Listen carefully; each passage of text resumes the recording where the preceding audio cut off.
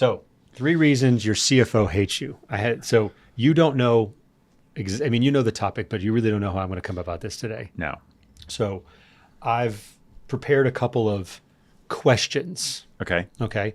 And they're topic based. There may be more than 3. We'll kind of work that out. But what I want you to do is you just have to be you. Yep. Hopefully I've worded these in a way that's going to like poke you a little bit, Okay. but not like angrily. Uh-huh. But I think I've identified a couple of topics here that we've had this discussion a number of times, operations and finance, and there's this rub and all that. Yes. I've identified a couple of specific places where I've put this in kind of my voice as a PM 25 years ago, maybe. Yeah. I was going to say, should we let people know, just in case they don't, that you're a formal project manager? That's where you started on the operations side. And I started my career in construction as a young CFO. And then I moved into a more experienced CFO role. And when I got into consulting, I left a company as the CFO. Right. Okay. So I'm just going to ask you a question blind, and we'll see how this goes. Yeah. Okay. So I'm going to ask you a question. Jobs change every week. Sub have issues, weather changes, owners make changes. Why do CFOs act like a forecast is supposed to be some sort of contract with the future? Okay, so here's what I'll say as we jump into this. Okay. And I think you're right. There are ways This is going to annoy you. No, there are ways to answer every question, but I will say we should make sure that people know that there are very few things that are monolithic. Okay. Yeah, Yeah, it's every answer is not going to be like, well, it's always that way, right? You know what I'm saying? Like there are always exceptions. Yeah. But I'll take the point of view that a forecast by definition is meant to be exactly what you just said it was. It's meant to be that. Otherwise, it's not a forecast. You're forecasting into the future. Yeah, but I'm not a soothsayer. I can't see the future, Greg. How can I possibly do that? So what are you using to build a forecast in the first place? My commitments, say, for example. And those don't change because those are committed costs. They grow, but if you buy something out, if you give a subcontractor a subcontract and you have a PO process and you're buying any kind of material against a future price, then that is, for all intents and purposes, from a CFO standpoint, that is set in stone. That's what the word committed means. So what if I took it from this side? Look, I'm out here running this project all day, and there's the weather's changing, the owner is hard to deal with, the subs are difficult to deal with. What's the problem if my cost to complete moves around from month to month? Because every month it's a new challenge. What's the problem? Personally, I don't have a problem with that if it's updated accurately. And I think from a CFO's and so this is the monolithic thing that I was talking about. I don't ever think an updated forecast is a problem. I think a forecast that's never updated according to the things you just said, according to the weather, according to a sub slowing down, according to the labor pool changing, according to any kind of, act of God or whatever, that's a problem. I think an updated forecast monthly is very helpful. Right. What I would say is I don't necessarily always get that update. Okay, now we're talking. Yeah. Right. I get something at the beginning or maybe 1 month in, here's your forecast. And then I'm supposed to live with that for 10 months. It's never updated. It's never actualized. And now I've got a problem with that. Right. So the genesis behind this approach that I took was this idea that I didn't get mad, did I? No, you're fine. Okay. The genesis behind this was I find in our practice with clients, forecasting is sometimes seen as dark magic. Yes. And it isn't. It doesn't have to be. And you very rightly pointed out that it is allowed to change. Sure. There are, I don't know, almost innumerable things going on the job site that you don't have any control over that happen that you have to make adjustments to. And I think that's common. The misconception is that a forecast is some sort of a contract with the future. Like, well, you told me on day one it's going to be this, and now you told me it's going to change, and PMs don't understand that generally. Yeah, I'll put it in another way that'll make a little more sense, even for me to say it this way. I think a forecast is absolutely not dark magic. I think it is based off of very tangible things. It's based off of a schedule. Right. It's based off of a scope. It's based off of what's in your contract. It's based off of the costs that you are committed to, subs and vendors. It's based off of job, just regular job performance. Right. But all of that has to be updated when and if there are updates. Perfect. And to me, that's the most simple way to think about it. I think the rub here is when it's not updated.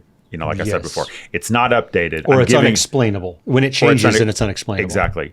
You give me a PM gives me something, expects me to live with this on day 2, and 9 months later, I've got no updates. Look, I'm not in the field. Right. I don't get to talk to the superintendent, every day. I don't get to, and so I don't know. And so that to me is the issue. Good. Okay. All right. Number 2. Okay. All right. So I need you to help me understand something. Oh, I like these. Okay. From the field, the way we think about it is a potential change isn't real until the owner approves it, right? So why do CFOs get worked up about potential costs that might not even happen? Are we talking Procore potential change, or are we using the words potential change as something that's not yet happened? In general, it's a potential change. Okay. I price something. I don't know if you're going to say yes or not. Why does a CFO need to know about my potential cost, potential changes, potential cost? Potential cost, not like cost to complete. Yes. I mean potential like it lives outside of cost to complete. Sure. That's a great question, and here's what I'd say. A CFO's whole job is to look at a project in conjunction with the accounting team and the controller who's doing the day-to-day bookkeeping, right? With the staff, maybe. A CFO's entire job is to look at a job and try to understand where it's going to end and what the strategy is for keeping our margin and for helping grow the business. That's kind of right in a nutshell. So if you come to me and say there's this chance that I'm going to get this new cost, the reason I care about it is because what about when it turns into a real cost? Right. If it dies on the vine, it dies on the vine. Just let me know that. But if I never know about it until it's either done or it's past the fact, then I have no way to strategize anything about how the job is going to finish. And that's part of my responsibility, as a CFO, to look at one job and look at all the jobs at the same time, wholly, and say, where are we at risk for losing money? Where are we at risk for making money? And does my ops team know the difference? So, all right. So I want to dig in a little bit more. How is a potential cost, something that might not ever happen, a risk? A potential cost, I'll go out on a limb here. It's a change. It's a change. Yeah. Right? A potential change that is never going to happen is not necessarily a risk. I'll be clear about that. Yeah. But I'm not sure I would know. Why would I know about a potential change that is never going to happen? Okay. Why does an operations person rise? Why does that rise to the level of the accounting team needing to know it? If it rises to the level of the accounting team needing to know about it, it's because it's likely that it will happen. I'm fine with never knowing about something that's got a very low chance of becoming a real cost, a change. Right. But then what are we talking about, right? If that just lives kind of in your world, right. It's when it turns into something and I didn't know about it. That's the problem. I think this is one of those intersections where the field doesn't understand. You made a perfect statement of part of my responsibility, my job as the CFO is to do the following, is to know these things. Yeah. And predict these things as accurately as I can to protect the risk of the business, et cetera. I think this is a perfect example of why, or a perfect example of how project managers, operations don't know that. Yeah. They don't know your job. They don't understand, why is this guy, the accountant, the chief accountant, why is he asking me about a change order? Like, that doesn't make any sense to me at all. Yeah. It's not real yet. I don't know. Yeah, it's not. Yeah. So I price something. Why do you even care? Why do you even ask me for this change order log or this potential change order log? Yeah. What difference does it make? It might not even happen. And there are software solutions for some of these now, right? So when we started out, there might not have been, but let's say now, right? Yeah. If you have a system that lets you track a change event, for example, right? Yes. Which is non-budgetary related. It's just a thing that lives in the world, maybe it's a chance. Or a potential change order, right? A PCO that allows you to put something down on paper so that I could go to the PCO report and look and see. That's kind of all I need to know. I just need to know it exists somewhere and is not yet a cost. Are you factoring that into your WIP, I guess, calculation? Some companies would if they need to, but the word potential there, if you're using it like in the truest sense of the word, it's not yet a change order. Yeah, in this example, it's my little perfect world that I priced it. I'm awaiting on someone. It's pending. I'm waiting on someone to tell me to go. I haven't proceeded yet. That's different. That's a whole different which is why I think generally you would care more than anything else. If it's a potential change, like, hey, I priced something. Yeah. And he might approve it next month. He might not. You're like, okay, great. Let me know. Hey, I priced something. And the next question you're going to ask is, have you spent any money on it yet? Exactly. Pending, in your example, the words pending and potential have power here. So if we use the word pending to mean it's approved, we're doing the work, we've already mobilized, that new scope. I've got guys ready to go. I'm waiting for a signature. That is 100% different than, I put it out. They asked for a number. I don't know if we're going to get it or not. Great. Then I'll say, let me know. The former is really important. Yes, I totally agree. As opposed to the latter. Yeah. Right. Yeah. It's much more important to know that you're spent money or you're about to spend money. Yeah. You've actually spent money. There's cost that you might not recoup. Yep. For lots of reasons. That's really important to know. Really important. Because as soon as possible. You might as well assume that there is no float in the job. There's no contingency. So every dollar you spend without having a match in revenue is in you just dipped your fee. I've lost my profit. I've lost my fee. I've got to take from, rob Peter to pay Paul as they will. And then I'm going to come to you and say, hey, by the way, all right, so this is a new cost. Where can you make some money back? Yes. Can you go up to a different line item and find some money there? Let's have that conversation. Yeah. That's the engagement that we always talk about. So that leads me to the next question. Okay. This actually feeds in beautifully. I didn't realize it was going to quite that way, but great. See, ops and accounting can work together. Yes, they can. Hold on. I want to make sure I get the question correct. I think I got the right one. Yeah, okay. Yes, here it is. So when finance says the job looks great, let's take some profit this month. Oh, this is a great one. It feels like you're reaching into the project and pulling money out. Why do you love doing that? Oh, God, I love this question. So let's just set the table a bit here because this is one of my favorite things to talk about. I call those budget adjustments. Okay. You can call them, it's called a few things, but I learned more than almost 20 years ago from a great CPA, a construction CPA mentor, who maybe is watching this podcast. I hope that would be very cool. I learned that concept kind of in the real world, hands-on, doing real projects. And a budget adjustment is nothing more or nothing less than going line by line down a budget, looking at the original budgeted cost and looking at the actuals. Yep. And looking ahead to say, if the PM comes to me and says, yeah, we're going to go a little bit faster than we thought. Our subs are locked in at their lump sum, but our labor on this project is going to go down. We're going to save. We're going to finish early. We're going to finish early. Or I was able to buy out after the fact. I bought out kind of late in the job. I bought this out for $10,000 extra. Great. Is that done? It's done. Great. Give me that $10,000 off that line item so I can look at the job and see where we're going to end up. To me, it's the most basic theme. It's the most basic concept in the world. Why does a PM not want to know exactly how much better or worse that job's going to be? And the rule is that you start doing it about 40 to 50% complete, right? If you do it too early, there's too many unknowns. Stuff can happen, yeah. And if you do it too late, 80 or 90%, there's not enough time left to fix anything. All I ever want, I'll be as clear as I can, because like I said, this to me is so important. All I ever want to know is how much better or how much worse is that job going to be as soon as it's known to you on the ops team, so that I can book that profit or book that loss and try to find the money somewhere else. That's the bottom line.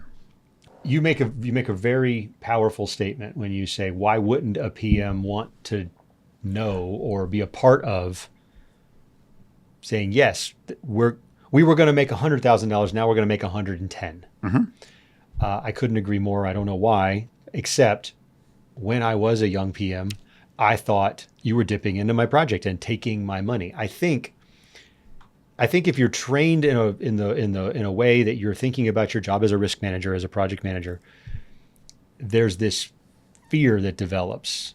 Yeah. Good PMs could probably make good insurance adjusters because we can think of a lot of shit that'll go bad. You do it enough times, you start to really see around corners and predict things that may or may not happen, but so you want to protect your nut and not, so it feels bad to us to give you money. And I'm not giving you anything, but that's what it feels like. Yeah, you're having to commit to that money that you're not exactly sure is going to stick around. So now I have to make an assessment of, I'm a pretty confident guy. I'm not so confident anymore because we're going to write the job up, and you learn quickly. I mean, I always look. There is a line to balance here. Writing a job up too late, from a WIP standpoint, not ideal. I mean, making more money than you thought you were going to make is always a good thing. But if you, at the very end, write it up and let's say you go from $100,000 to $200,000 and you kind of knew that 3, 4, 5 months ago, that's not a great thing. No. And I'll tell you why. And this is a great example of why that matters. Mm-hmm. So yes, you're 100% right. And I've seen this for my whole career. A PM gets very nervous when he or she has to actually say, take the $100,000. Yeah, I'm so positive we're going to save this money. Take it. What usually happens is, why don't I give you 50 of that 100? Okay, great. I'll take the 50. If you're committing to the 50, all I need you to do is tell me. I can't tell you what's going to happen. You have to tell me, right? Once you give me that money, though, I get to book that extra profit. Mm-hmm. And by the way, PMs don't know what that means. We don't know what that means. Okay, this is right. So that was going to be my example. If our gross margins on a job are 20 points, it was bid at 20 points, and that's what we're going to make on this project, right? Yep. Above the line, we're going to make 20% on this project. If you give me that $50,000, that might change that to 22% or 23%. Mm-hmm. If you don't give me that money until the end, if it just turns out that we had it all along, I missed out, let's say March and April and May and June of getting to book that project at 23% gross margin. Right. Yes, I get to make it up kind of at the end, but our financials are less than accurate for the 4 months that you knew that we are going to be at 23%. What if my other jobs fell a few points? What if that 3% on average across March, April, May, and June really helped us, even out where we are? Mm-hmm. You waited until the end to give it to me. And so now I missed out on 3 or 4 months of having better financials. That's why I care about it. And that's why I think a PM should care about it too. I understand there's some nerves there and there's some risk there and there's some fear there, but I'm not asking you to give me anything that you don't know is real. Okay. So let's take the opposite side of that. This is where I said, I think I have 3 or 4. Okay. This is kind of similar, but so late changes is what we're sort of talking about here. So the opposite is true. So if I told you in the middle of the job, or we're having a meeting, let's say we have our regular monthly meeting and you sit on it, we're having our WIP meeting, whatever. I hope we do, actually. If I told you in the middle of the job, everything's bought, things are looking pretty good, we're on schedule, we're not ahead, we're not behind, we're in good shape, I'm feeling okay about it. The owner's happy, subs seem to be performing. Why is it so important to you to know that in the middle of the job? That we're going to make more money or less money? Yeah. Well, as opposed to, we were just talking about kind of late, the opposite of, we were talking about making more money at the end of a job, and maybe that's not such a good thing. Sure. Usually we're talking about everything was great until it wasn't. Right. Which is the PMs remember that part. Sure. Which is why we don't want to give you the money. Which is what we talk about a lot. That PM now I'll be honest, what I don't like to see, what I never liked and what I don't think any CFO likes is to take some profit at 50% complete and then a PM comes back at 80% complete and says, I need that money back. That's a killer. Yes. Because now you've overestimated profit for 3 months. You went up to 23% margin. And now at the end of the day, it's back. It fell below 20, right? Like now it's 17, now it's 16. I don't ever want to do that because I have to our financials are wrong.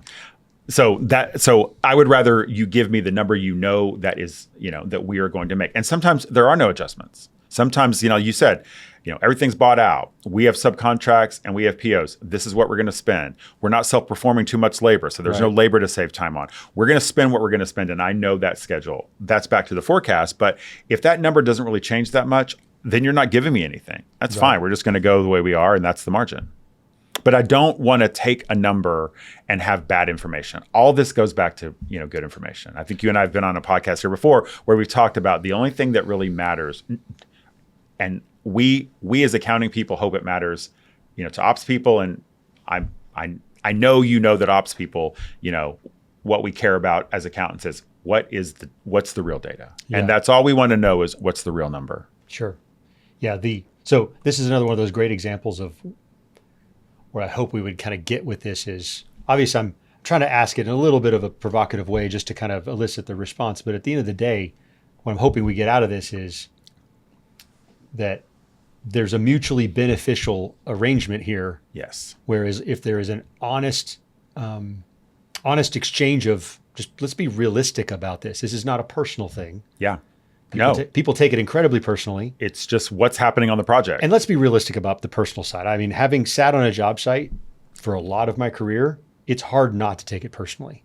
Because you are, if you own it and you're putting your blood, sweat, and tears into it, and someone comes in from the office, from the air conditioning, and starts questioning, you've got money right there. Let's take the project up this month. Well, wait a minute, you don't know anything about this job. You have no idea why I'm holding on to that. You didn't ask me why I have that contingency or why I haven't forecasted that in a certain way. You just think you see money and you want it. If I asked you that question, if I went into the trailer, which wouldn't necessarily be in the trailer, let's say it's in the monthly meeting. I do like my air conditioning. If you come into the office and we have our monthly meeting, when we're actually doing, so, I always tell clients, doing budget adjustments should be part of your monthly meeting. It should absolutely be part of your monthly meeting. Before you do the pencil pay app and before you do everything, where are we? Like, let's align every job, line by line. Give me the number I need. If I came to you and said, why are you holding on to $50,000, dollars in this cost code? And you told me a very legitimate reason based on what at PM, I'd say, okay. I mean, you know what I mean? I really would say, great, thanks for telling me. I understand now. So you touched a great point. It's not what you say or how you ask. It's not what you say, it's how you say it or how you ask it. 100%. So the opportunity here is when there's an honest exchange. Yeah. Where it's not I'm here to be smarter than you, and I'm here to figure this out by looking at it on paper, and I've never stepped foot in your job, and somehow I know more than you do, and I see money and I'm going to take it. It's tell me about the project. What's going on?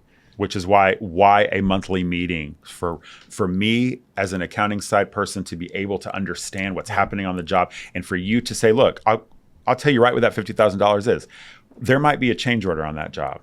Mm-hmm. We've gone faster on this, and that line item might have $50,000, but I'm waiting on a change order. Right. It might not be a change order in the contract. It might be something that you missed. Yeah. So I need that money. I have some potential risk. There's some risk in this line item. I'm going to keep the 50. I'm going to ask. I have asked the owner to pay for it, and I might not win that argument. Yep. So I need to hold this until I know. Because we saved money, because I went a little faster, we got a little break, but I might not get to keep all of it. Great. Right. Can you give me 25 of it? No, I don't know yet. Okay. And that's exactly. Can you give me 10 of it? Yeah. I can give you 10. All right. So let's mark that up 10, and you keep the 40 and let me know next month. That's literally what should happen. And I've been in that meeting, and that's exactly how it ought to go. Yeah. It should be like, trust me when I say, no, I don't want, you cannot have it. Right. I need the whole 50. And you can ask me, you can quiz me on, is 50 really? I mean, can you have 40? For sure. And I can give you my response. But the thing about that is that's exactly the scenario where the PM's like, I mean, I think I'm right. I know. I'm nervous. I don't know if I'm right. I'm nervous. Once I say yes to this. And you're judging me, and you're going to judge me if it's wrong, and you're going to think I'm not a good PM if I keep too much money, and if it was there all along. And if I come back to you at 80% complete and give you that whole 50, are you going to say, you should have given it to me 3 months ago? I probably am going to say that. Right.